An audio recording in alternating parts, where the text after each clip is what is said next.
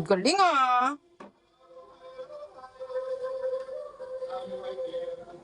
Wow. Wow, ang galing naman sumayaw.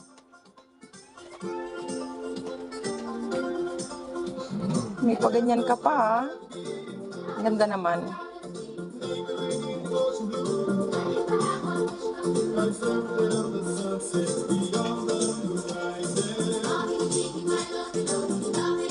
I love you, Vera.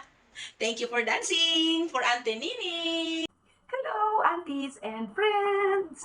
This is your Auntie Grace. Ang lahat ay aking binabati ng isang pagpalang araw. Aking ibinahagi sa inyo yung video ng aking pamangkin na sumasayaw. Ang galing niya, no? Ang cute-cute. Ang video na iyon ay nangyari last week. Ako ay pumunta sa kanilang bahay. Ay dumaan ako dahil mayroon akong mga katagpong kaibigan ko doon sa Binondo. At pagdating ko doon sa kanilang pag-akyat ko, nananakbo siya at pumunta sa kanilang room. And ang sabi ko, oh, nasaan na si Vera? Andoon, nagbibihis. Ayun pala, paglabas, naka-costume na siya. At alam niyo ba, yung costume niya, yung sinusuot-suot niya doon sa kanyang pagsayaw, ay biglaan niya lang yung isinuot at ipapakita daw niya sa akin na siya ay magsasayaw. Paka-cute niya, diba? Tinanong ko yung kanyang mama kung presentation ba nila yun sa school. Hindi daw. Yung pala ay parang kinopya niya lang sa isang video na pinapanood niya palagi. Yung mga pangbatang video, yung mga sumasayaw na bata. Yun ay gaya niya lang. And sabi ko, saan galing yung kanyang attire? Sabi ng mama niya, sa kanya lang. Siya lang nakaisip niya, basta lang. So ayun, yung mama niya lang yung nagtali ng kanyang damit dito sa may dibdib, yung kulay red. Yun ay balabal ng kanyang lola.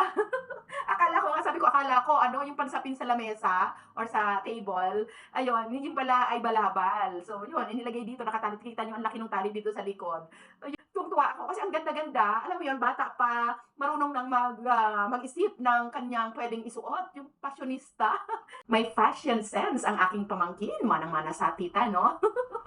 Joke lang yon. Pero alam mo yon, nakakatuwa yung mga bata ngayon na sa murang edad, marunong na silang mag-isip ng mga bagay-bagay na pwede nilang ipagmalaki sa kanilang mga buhay. Gusto ko lang talagang i-share yon sa inyo. Thank you so much sa inyong lahat na nanonood lagi ng ating mga video. At nais ko kayong pasalamatan dahil alam nyo ba guys, merong kinikita ang inyong auntie dito sa Facebook. Alam mo yun, yung 0.01, 0.02. Di ba? Masaya na tayo doon. Yung big content creator or yung mga vlogger, di ba? Hindi naman tayo ganon. Kaya sa cents, 0.00 ganon, ay masaya na tayo doon. Kaya maraming salamat sa mga nagtityaga na manood lagi, nagsusuporta.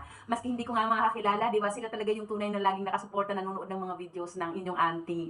Pero salamat pa rin sa ibang mga kamag-anak natin na nakasuporta dyan. Kahit hindi natin sinabi na suportahan tayo, ay nandiyan at isinishare yung video natin. Tapos nanonood talaga sila, nagko-komento. Yung iba hiyang-hiya na sa pinagagagawa ng Auntie G. Pero guys, huwag kayong mahiya kasi ganun lang talaga.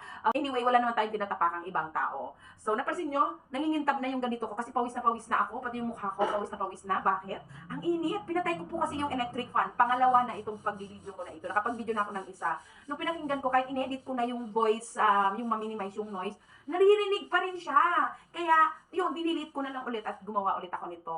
Maraming salamat. And don't forget to always smile. God bless everyone. Bye!